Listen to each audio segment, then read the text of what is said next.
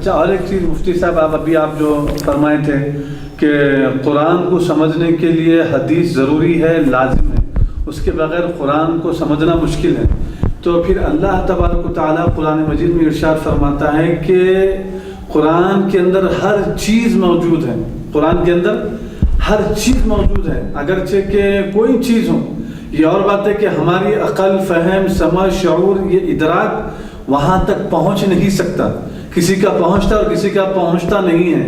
تو اب لوگ اعتراض کریں گے کہ بھائی ہر چیز قرآن میں موجود ہے، اللہ نے حدیث کا ذکر قرآن مجید میں نہیں کیا ہے، تب کہ ہر چیز قرآن میں موجود ہے، تو پھر قرآن کو چھوڑ کر حدیث کو لینے کی کیا ضرورت ہے؟ حدیث بھی تو اس آیت کو لوگ جو ہے دلیل بناتے ہیں، تو ان کا جواب کیا ہے؟ اسی قرآن میں اللہ تعالیٰ یہ بھی فرمایا کہ اطیعوا اللہ و اطیعوا الرسول یا ایھا الذین آمنوا ایمان والو اطیعوا اللہ، تم اللہ کی اطاعت کرو، و اطیعوا الرسول، اور رسول کی اطاعت کرو۔ یہ احادیث کیا ہیں؟ یہ پورے رسول کی اطاعت میں شامل ہے۔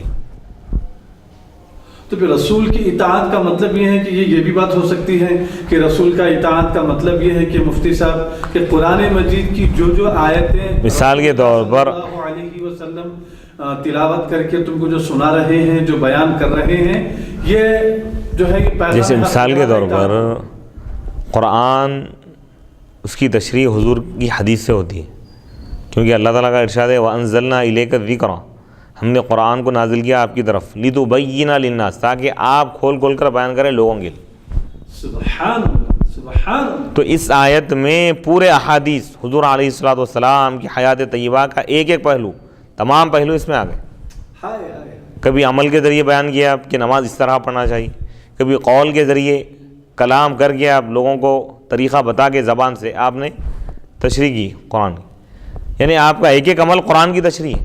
اسی لیے کیوں حضرت عائشہ صدیقہ رضی اللہ تعالیٰ عنہا سے ایک صحابی نے پوچھا، ایک شخص نے پوچھا کہ حضور کے اخلاق کیسے تھے، تو آپ نے فرمایا کیا تم قرآن نہیں پڑھتے؟ جواب میں آپ نے یہ نہیں فرمایا کہ کیا تم کو احادیث نہیں معلوم؟ ارے قرآن اللہ کا پیغام ہے، ایک تھیوری ہے وہ، اور پریکٹیکل قرآن دیکھنا ہے تو حضور کو دیکھ لو۔ عملی قرآن کا منشا، نمونہ اگر دیکھنا ہے، قرآنی تعلیمات کا اگر پیکر دیکھنا ہے، اللہ کی مرضی اور اللہ دین اسلام کا جو پیکر قیامت تک کے لیے جس ذات کو بنا کر بھیجا ہے وہ حضور کی ذات ہے۔ سبحان اللہ۔ اسی لیے حضرت عائشہ نے فرمایا کیا تم قرآن نہیں پڑھتے؟ انہوں نے کہا ہاں میں پڑھتا ہوں، تو آپ نے فرمایا کانا خلقہ القرآن، حضور کے اخلاق قرآن تھے۔ کیا مطلب؟ یعنی قرآن میں جو کچھ احکامات دیے گئے، قرآن میں جو اللہ تعالیٰ فرمایا ہے، جو تعلیمات بتائے گئے ہیں، حضور اپنی عملی زندگی میں اس کو امپلیمنٹ فرمایا، اس کو نافذ کر کے بتایا کہ نماز کا حکم دیا گیا تو نماز کس طرح پڑھنا چاہیے، روزے کا حکم دیا گیا تو روزہ ہے کیا، روزے کا طریقہ کیا ہے، نیت کیا ہے، اس کی ابتدا کب ہوتی ہے، انتہا کب ہوتی ہے، روزے میں کیا کیا چیزیں جائز ہے، کون سی چیزیں ناجائز ہے، اپنے عمل کے ذریعے آپ بتا دی۔ زکوٰۃ کا حکم دیا گیا امت کے لیے، لیکن آپ نے زکوٰۃ کے لیے جو مقدار ہے، جو نصاب ہے، جو مدت ہے، اس سے کہیں زیادہ خرچ کر کے بتا دی۔ زکوٰۃ تو آپ پر فرض نہیں تھی۔ قربانی کا حکم دیا گیا تو قربانی کس طرح کرنا چاہیے، آپ نے اس کا عملی نمونہ پیش کیا۔ حج کا حکم دیا گیا، حج کے احکامات کیا ہے، طریقہ کیا ہے، اس کے مہینے کون سے ہیں، اس کے آداب و شرائط کیا ہے، آپ نے عملی زندگی میں بتا دی۔ سبحان اللہ، سبحان اللہ۔ غیر مسلموں کے ساتھ حسن سلوک کا اللہ نے حکم دیا تو آپ نے اپنے عملی زندگی کے ذریعے ثابت کر کے بتایا کہ کافروں کے ساتھ بھی اچھا سلوک کرنا چاہیے، پڑوسیوں کے ساتھ کیسا سلوک کرنا چاہیے حکم دیا گیا تو آپ نے اپنی عملی زندگی کے ذریعے بتا دیا۔ خواتین کے حقوق کیا ہیں قرآن میں بتائے گئے، آپ نے عملی زندگی میں اس کو نافذ کر کے بتایا۔ سبحان اللہ۔ چھوٹے بچوں کے کیا حقوق ہے قرآن میں بیان کیے گئے، لیکن اس کا عملی نمونہ آپ نے پیش فرمایا۔ الغرض کوئی ایسا پہلو نہیں ہے جس کے بارے میں حضور کی زندگی میں حیات طیبہ یا سیرت یا حدیث یا آپ کے حیات طیبہ میں اس کی رہنمائی نہ ملتے ہو، ایسی کوئی چیز نہیں ہے دنیا میں، ہر چیز آپ نے بیان فرما دی، کیونکہ اللہ کا حکم ہے لِتُبَيِّنَ لِلنَّاسِ، تاکہ آپ لوگوں کے لیے کھول کھول کر بیان کریں، مَا نُزِّلَ إِلَيْهِمْ، اس چیز کو جو ان کی طرف نازل کی گئی، وَلَعَلَّهُمْ يَتَفَكَّرُونَ، اور تاکہ وہ غور و فکر کریں۔ تو اس سے معلوم یہ ہوا قرآن اللہ کا کلام ہے، اس کی تفسیر حضور کی حدیث، حدیث قرآن کی تفسیر ہے۔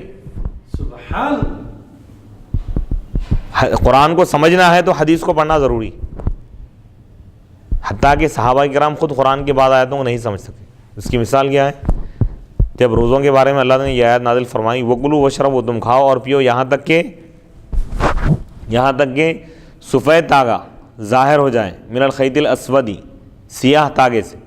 تو ایک صحابی 2 تاگے لے لی اور اپنے تکیے کے نیچے رکھ کر آرام کر رہے ہیں اور دیکھ رہے ہیں کہ یہ تاگا کب سیاہ ہوگا، سیاہ تاگا کب سفید ہوگا۔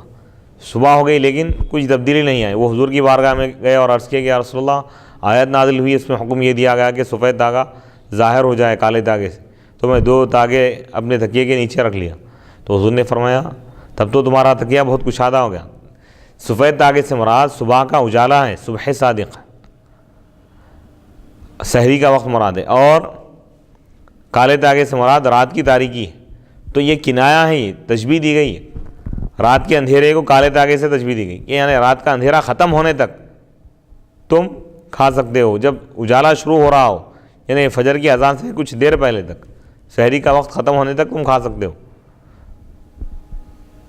تو یہ صحابی جو اہل لسان عربی جاننے والے تھے، پیدائشی عرب تھے حضور کے زمانے میں، لیکن وہ بھی حضور کی حدیث کے بغیر، آپ کی تشریح کے بغیر، آپ کی رہنمائی کے بغیر حدیث نہیں سمجھ سکے۔